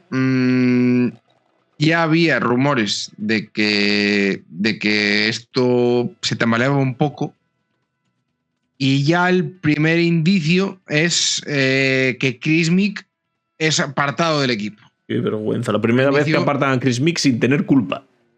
Exactamente. Sí, sin que sea culpa de él. Ay, Dios mío. Exactamente. ¿Y esto por qué? Pues para tener un segundo piloto que ponga pasta. Y yo creo que la intención de ProDrive, después de no haber conseguido ningún patrocinador, yo creo que, hombre, podría ser algo vendible, ¿no? Hombre, el tema de entrar... Que no había hecho tan mal primer año, había resultados prometedores. Yo no sé cómo no consiguieron ningún patrocinador. ¿Qué cosas que no? Yo no entiendo. O sea, o fue un holgazán y se dedicó a... No sé, tiene pinta. A hablar con BMW solamente para quitarles el dinero. Sí, a ver, sí. Y luego hubo otro indicio también, que es que cancelaron los tests de Monte Carlo y de Suecia. Exactamente, los típicos tests que se hacen en diciembre, cuando no había tanta limitación de test como hay ahora, se cancelaron. Porque ya digo, no había dinero, no había financiación para hacer correr los coches. Y pues eso, en Monte Carlo se presentan con Pierre Campana y Dani Sordo. Pierre Campana, lógicamente, poniendo pasta a través de sus patrocinadores, que es básicamente los supermercados Exactamente. de Francia. Estáis viendo aquí los test, pero justo los que se hacen prácticamente antes del rally, no los test que se hacían antes con tiempo y los que se siguen haciendo ahora. Que ya con Dani y con Pierre Campana, o sea, ya...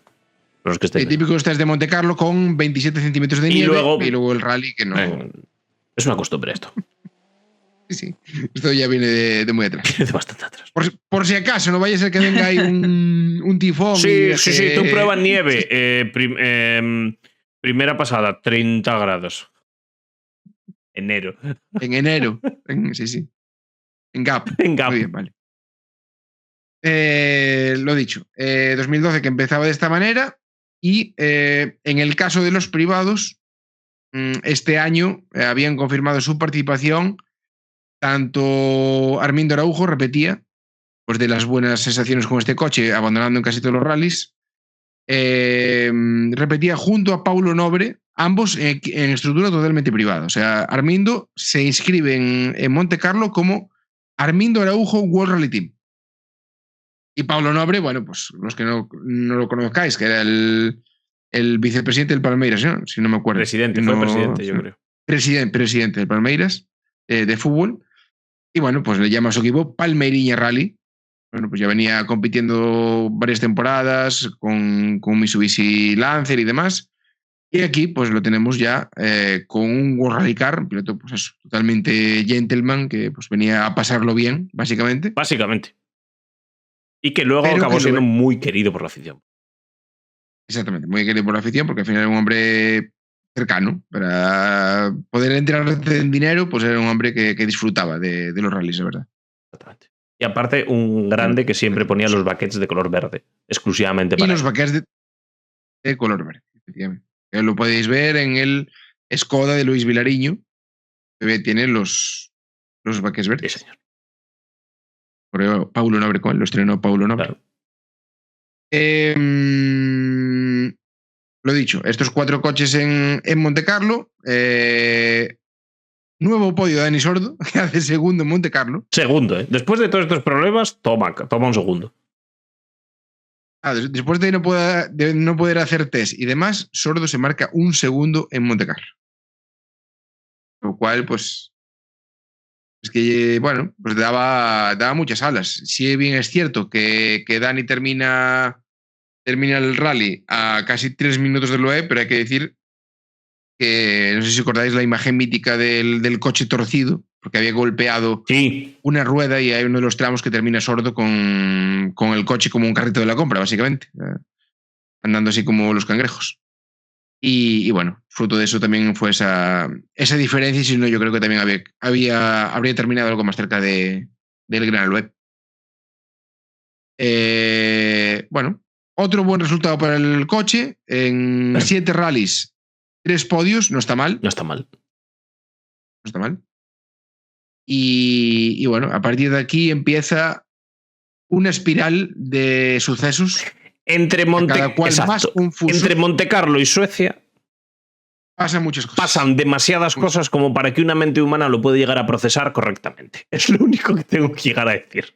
Es más. Y no hay mucho, porque Montecarlo acabó el 22 de enero y Suecia empezaba el 9 de febrero. No había mucho tiempo. Bueno, pues entre ese 22 y ese 9 de febrero, ese teléfono en ProDrive sonó bastantes veces. Bastante. Y en BMW alguien se debió de cansar. Se debió de cansar de tener un montón así de facturas por pagar. Y a partir de ahí empieza una, vamos a decir, rotura de amistad, rotura de relación y prácticamente rotura de programa. Aquí, que de hecho, o sea, cuando le preguntan a Dirk, o sea, él dice que está todo perfecto y que la temporada va a ser completa, lo dice en noviembre. Claro. Y estamos en febrero. En febrero. Es que en noviembre ya había problemas. Aquí el mayor problema que hay es lo que hemos hablado hace un rato, que es esa homologación del coche, ¿vale? Para los próximos 5 años. Es homologar el vehículo para los próximos 5 años. Todavía no está hecho y el límite es ya. Entonces, antes de que suceda toda esta sucesión de... catastróficas desdichas, podemos decir. Catastróficas desdichas. Exactamente. Hay unos porqués. Y no es solo el no encontrar patrocinadores. Eso también tiene una explicación. El promotor del Mundial de Rallys estaba en crisis, estaba en el aire, no se sabía si iba a entrar en Eurosport, si no, estaba también la cosa tambaleándose. Y claro, si el coche hace podios, pero no hay repercusión en los medios, no hay directos, no hay reportajes, pues de poco vale poner ahí los millones sobre la mesa. O sea, es que os dais cuenta que se nos repite la historia cada muy poco tiempo. Sí, lo del Mundial de Rallys es cíclico. David Richard ya se obsesiona con la retransmisión del Mundial de Rallys desde el año 2002-2003, incluso antes.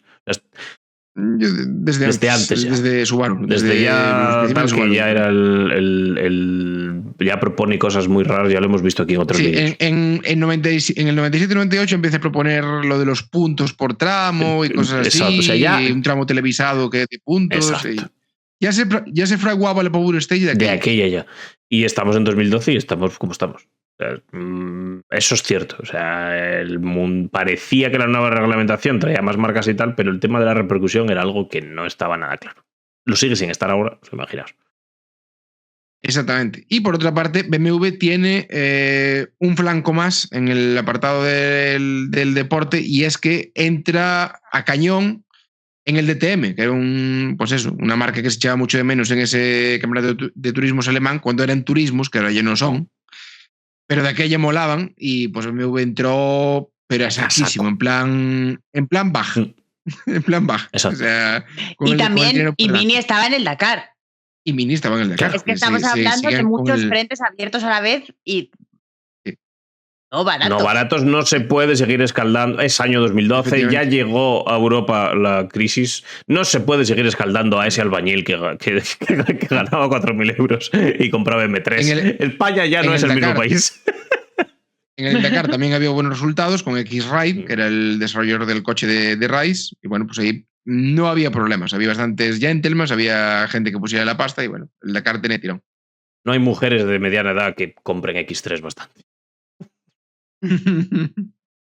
Y entonces llega a Suecia y ¿qué pasa, Pablicho? Entonces llega a Suecia, unos días antes de Suecia, ProDrive decide hacer los tests que debían haber hecho ya en diciembre. Bueno, al menos saber cómo va el coche en nieve, porque claro, habían hecho test en todo, pero en nieve no. O sea, no habían corrido el año anterior, pues por lo menos saber cómo va en nieve. Entonces están empaquetando todo. Los camiones salen para Suecia para hacer esos tests y bueno, llega una llamada a ProDrive. Aquí se acaba. Aquí se acaba cualquier apoyo de BMW Mini a ProDrive para hacer correr los coches. Aquí lo explico. Y que los coches... Claro, sí, tira, perdona. Y que los coches querían que fuera en Suecia, pero fue a partir de la siguiente carrera. En Suecia yo creo que todavía entró Dani Sordo como piloto oficial de Mini, de marca, vaya, putando para marcas, pero que después lo que era el equipo oficial, traduzcamos equipo oficial como coches que puntúan para el Mundial de Marcas, iban a ser los de Motorsport Italia, es decir, los de Paulo Nobre y Armindo Araujo. Esos iban a ser los oficiales. Esto lo hemos hablado yo creo que más veces aquí con Guille Alfonsín, que hemos tenido una semana un poco tal, no lo hemos ni invitado, pero bueno, quién sabe, igual en YouTube, yo qué sé, pero igual pasan cosas, qué sé yo. Y lo hemos hablado bastantes veces. Yo creo que hasta Guille debe tener algún hilo por Twitter y tal, porque me suena a mí de verlo. En este punto en concreto, ProDrive básicamente le dice a BMW, no voy a hacer absolutamente nada por homologar este coche si no pagas, pues bueno, estas pequeñas facturas que yo tengo aquí sin pagar. Entonces le chantajea. Directamente le chantajea a BMW. Ahí se rompe totalmente la tal, pero BMW tenía una aliada muy gorda porque si no se homologaba este coche, todos los pilotos privados que habían comprado este coche porque estaba BMW detrás, no porque estuviese ProDrive. No, claro. Les iba a quedar un pisapapel. El coche no tenía extensión de homologación. No podías hacer nada con él. Claro. Claro. No podían meter evoluciones y no podían correr en ningún certamen FIA con él. Podrían correr, yo qué sé, un rallycross, claro.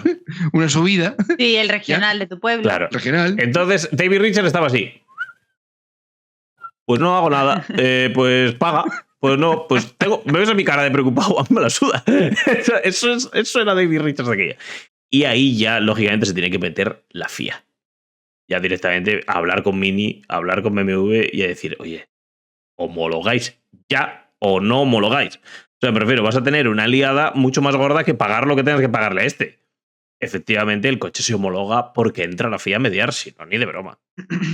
Si no, ni de broma. Resultado, David Richards no creo que le debiesen nada. Aquello se pagó.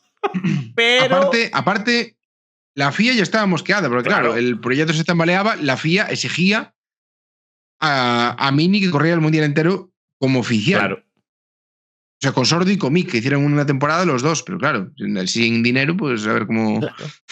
Entonces, cómo sigues. Entonces, claro, decía Mini, ¿cómo aseguramos que el Mini corra todas las carreras? Con Motorsport Italia, porque tiene dos pilotos que ponen mucho dinero y van a correr la temporada entera porque don dinero. Ya está. O sea, no hay otra explicación. Claro. Entonces, pues los resultados pasan completamente a un segundo plano. Totalmente. Porque tienes a Paulo Nobre, pues no es un piloto de rallies al uso, es un gentleman. Exacto. Y Armindo, pues haciendo buenamente lo que podía con un equipo privado, vuelvo a repetir, que era Motorsport Italia, puntuando para marcas. Que era algo muy rocambolesco. Sí. Entonces, claro, llega este rally de Suecia. Se inscribe el equipo oficial, que en principio continúa con Dani Sordo y Patrick Sandel, en este caso, el que ponía pasta era el bueno de Sandel con sus patrocinadores propios. Y también teníamos a otro coche que era el de Richard Goranson, otro piloto sueco, ya así como privado 100%. A partir de Suecia, claro, el tema Dani Sordo también era complicado. Porque, claro, si Mick estaba en casa, Dani Sordo tenía contrato, pero es que el contrato era con ProDrive, no era con Mini. Claro. Ese era el kit de la cuestión. Entonces, claro, Si por ahí no cumplía el contrato con Dani, pues también habría que aflojar dinero, digo yo. Cosa que ya hemos visto que a David, por lo que sea, no le suele apetecer. No le suele apetecer.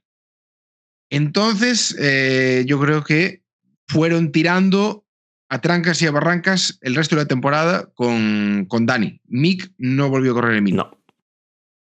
Y fueron tirando a trancas y a barrancas con Dani, haciendo, pues, no la temporada completa, pero sí 7 o 8 rallies en esa temporada 2012. Y aquí ya sí que los resultados ya empezaron a decaer, porque yo creo que ya, pues, el coche ya en cuanto a evoluciones, si bien es cierto que en Portugal estrenaron muchas evoluciones, pero yo creo que ya a nivel económico ya se reflejaba en los resultados. A nivel, pues eso, a nivel hacer muchos kilómetros de test, a nivel seguir desarrollando el coche y demás, se empezó a complicar.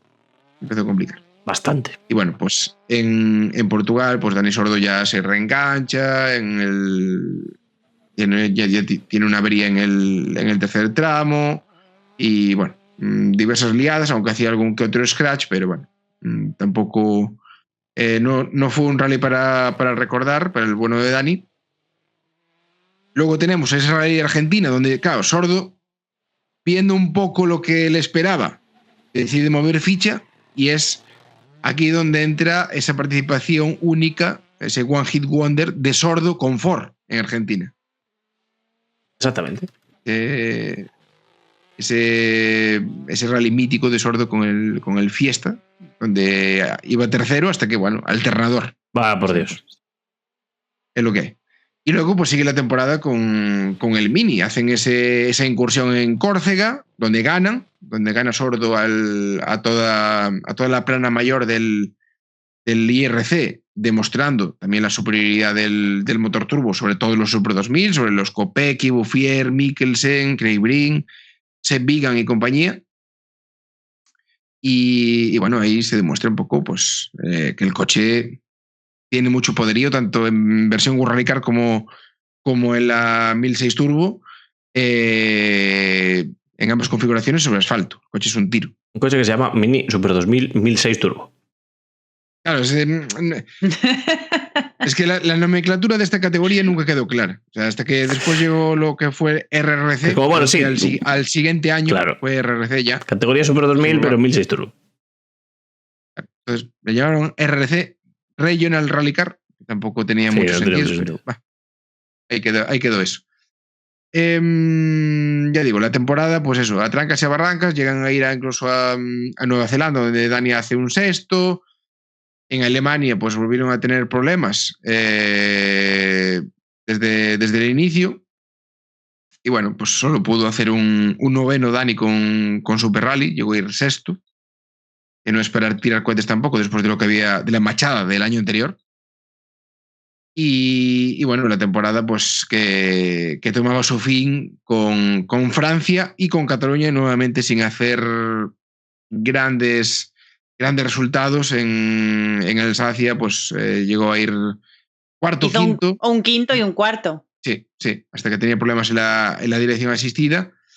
Y luego en Cataluña pues también terminaba noveno con Super Rally, ya desde los primeros compases, haciendo pues eso, un quinto mejor crono en el rally mientras estuvo en carrera. Así que bueno, pues fue decayendo la temporada, que había empezado muy bien con ese segundo en Monte Carlo, en ese regreso de Monte Carlo al Mundial de Rallys, y así se terminaba la historia de Dani Sordo con Mini y con ProLife. Es que en nada, o sea, en 3 meses se fue todo al carajo. Fue todo el garete. Increíble. Es increíble. Esta historia de verdad que es que no... Lo que no pasa en este campeonato de verdad es que no tiene sentido. Pero bueno, afortunadamente un Dani que encontró consuelo en Citroën. Sí. Gracias a Dios que lo recontrataron cuando ayer se fue a Volkswagen. Y bueno, la verdad es que no le salió mal de todo a Dani.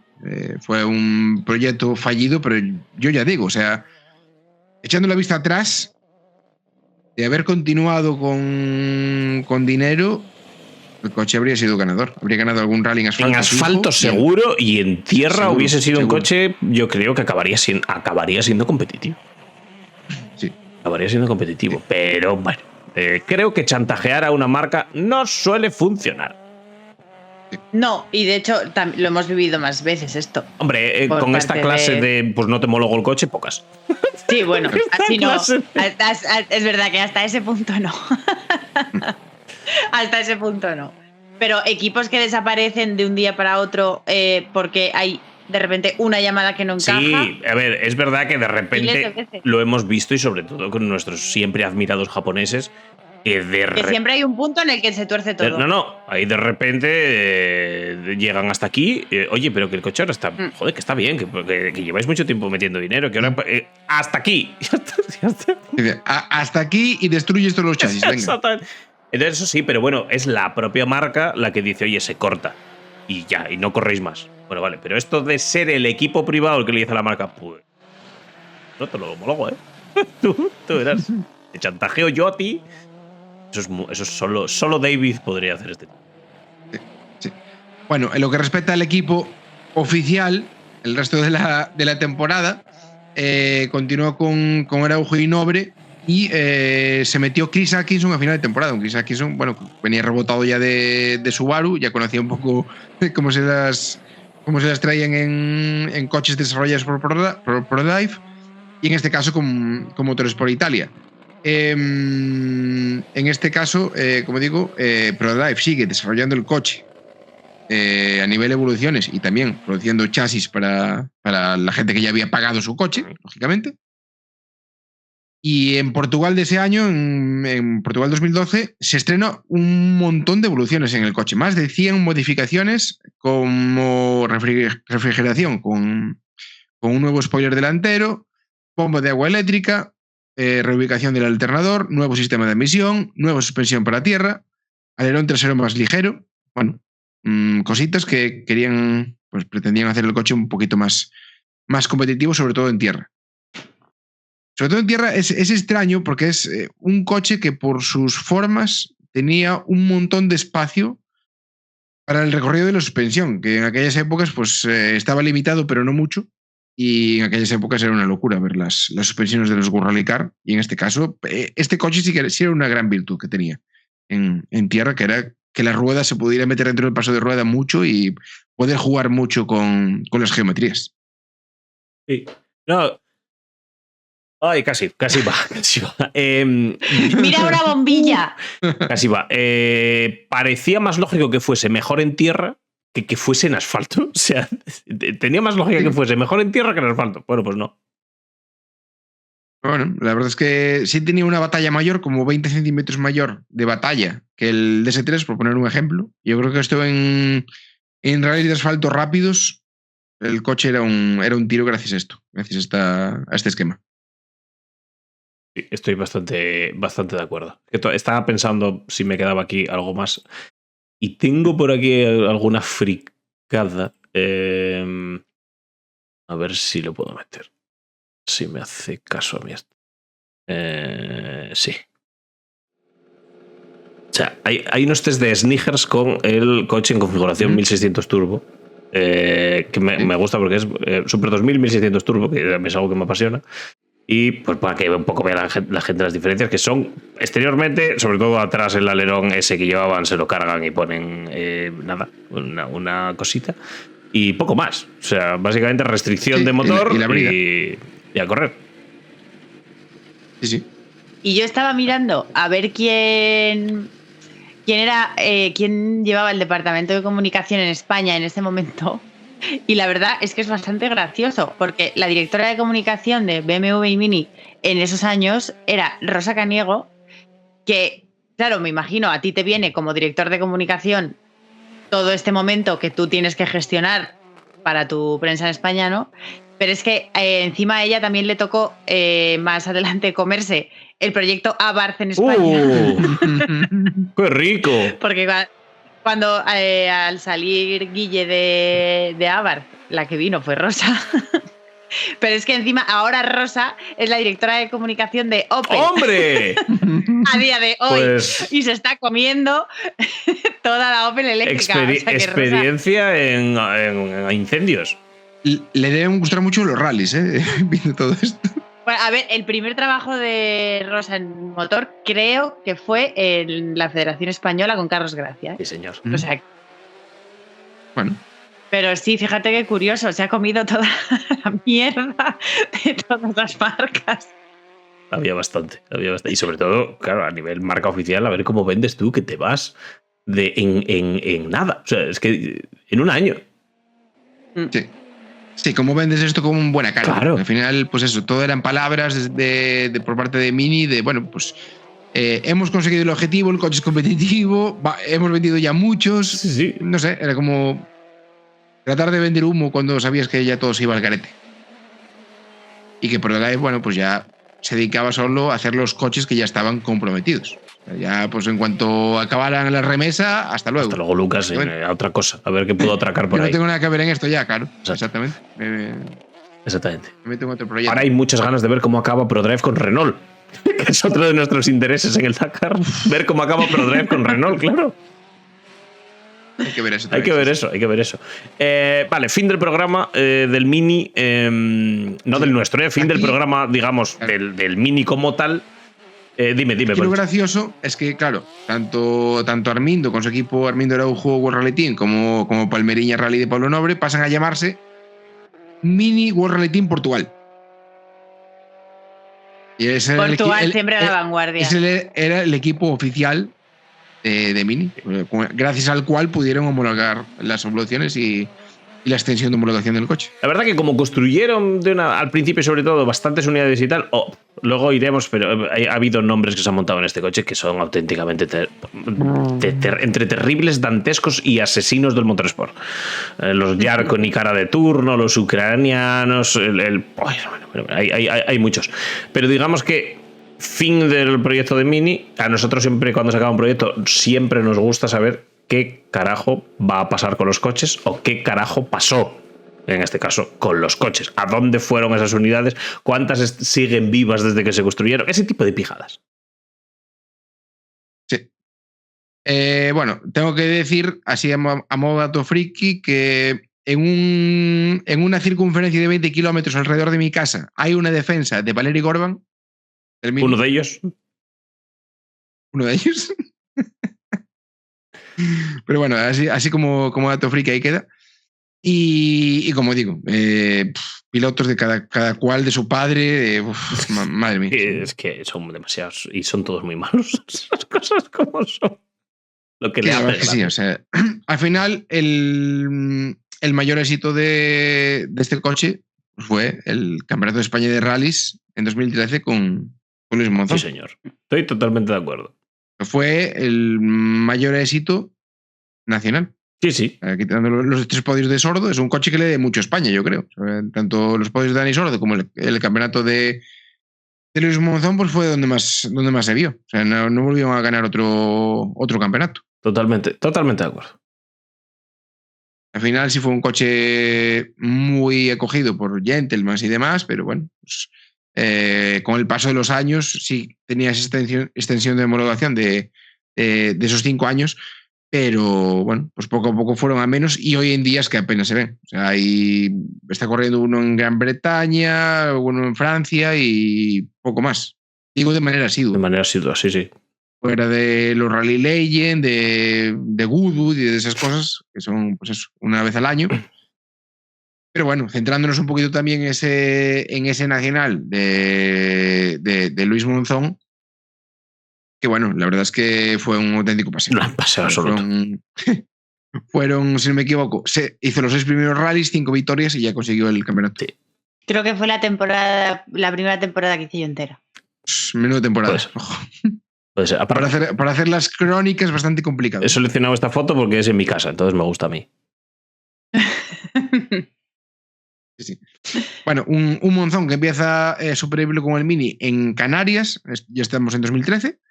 Empieza en Canarias, que era del RC en aquella época, por lo tanto, pues tratando de maximizar las opciones y la visualización del coche, pues compite como 1006 Turbo, como superproducción, como RLC, como le quieras llamar, en esa configuración, y hace tercero del ERC y primero gana en el Nacional. Ya empezaba muy bien ese periplo, se mete tercero detrás de Copec y de Brin, y en España pues le gana a los todopoderosos Porsche en aquella época en el Nacional, y le mete minuto y pico a Fuster y casi 3 minutos a Xavi Pons. No está nada mal. No. El coche era un misil. Era un misil. Pues, y luego ya, pues en versión World Rally Car fue, ya digo, un auténtico paseo, salvo los problemas que tuvo en el Rally Rías Baixas, que hicieron terminar sexto. Que un año que dejó, perdona que te corte, Pablo, declaraciones muy guapas este año, ¿eh? Con el lastre de los Porsche, con todo aquello, dejó... Hay muy buenas declaraciones de... Un campeonato de España que, claro, viendo la superioridad del Mini y viendo pues las normativas del resto de coches, yo creo que hubo desbandada general. O sea, realmente el subcampeón ese año fue Alberto Meira, el único año que hizo así el Nacional completo, con el Mitsubishi Lancer Evo 10 R4. Y la verdad es que el paseo de Monzón fue absoluto. Ya digo, en Santander gana sin que nadie le tosa, o sea, con 2 minutos de ventaja sobre el Sura, porque en casa. Como digo, en el Ríos tiene ese problema, queda sexto. En Orense, otro auténtico paseo. Bueno, auténtico paseo no. Le metió solo 24 segundos a Fuster, que corría con el Porsche, ese Porsche plateado de Terra Mítica. Muy buenas declaraciones de Fuster en este rally. Muy buenas declaraciones. Y yo recuerdo este rally porque Luis Monzón llegó a alcanzar al coche cero en un tramo.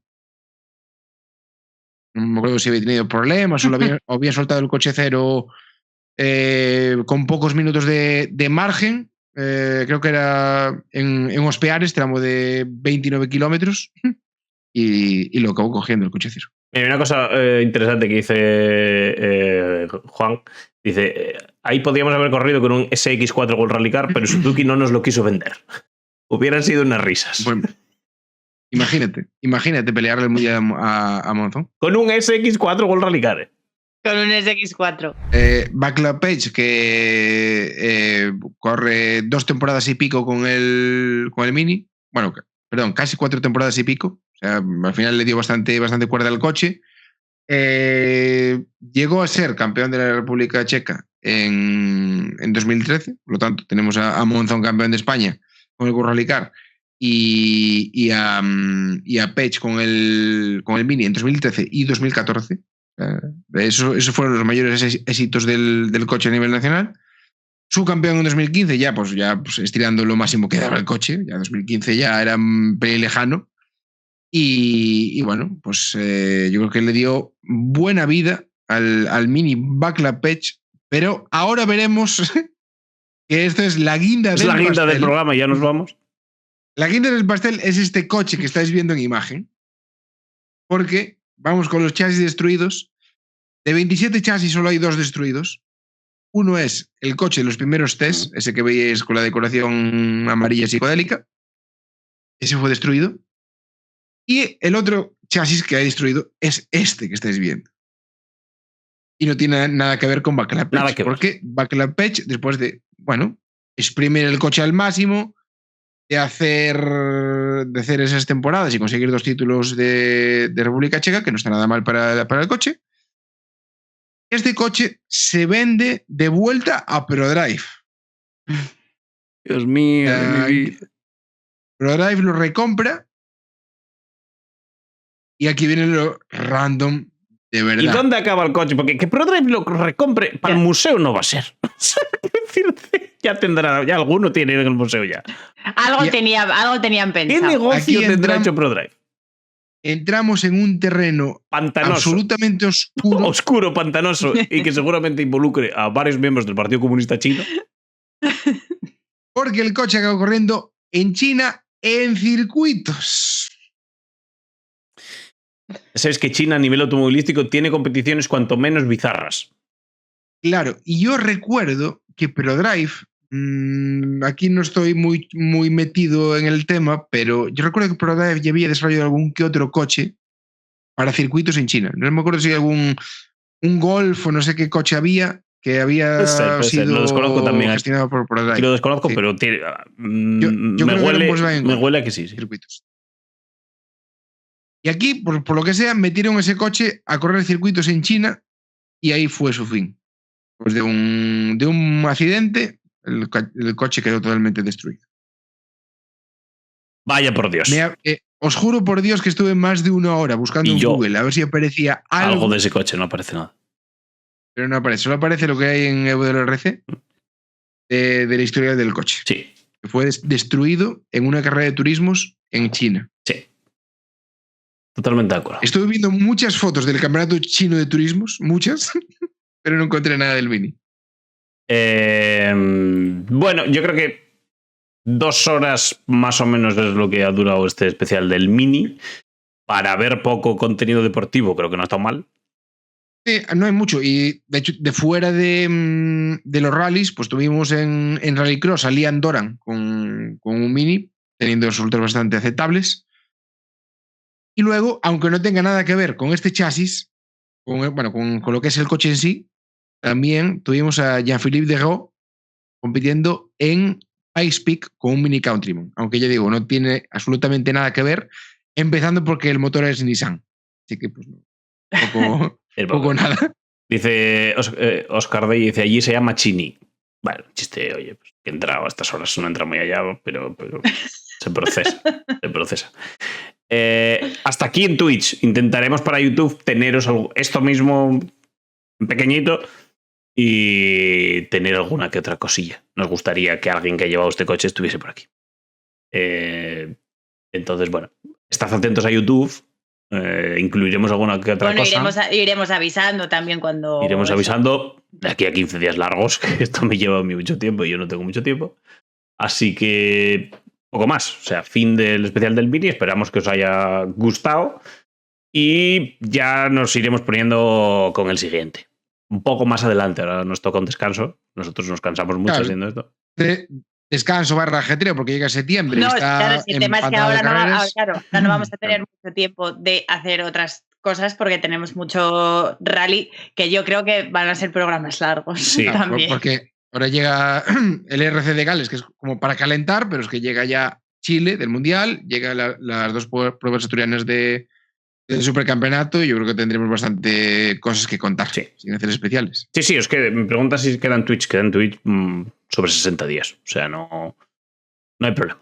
Lo podéis tener aquí, lo podéis ver aquí en Twitch cuando queráis. Luego ya lo subiremos a YouTube. Y lo subiremos completo al otro canal de YouTube. O sea, suscribíos al canal de YouTube que se llama Rallycast, que ese ya tiene unos cuantos suscriptores, y al de Rallycast TV, que ahí es donde ponemos los programas completos según salen de aquí, sin tocar nada, vaya y a correr.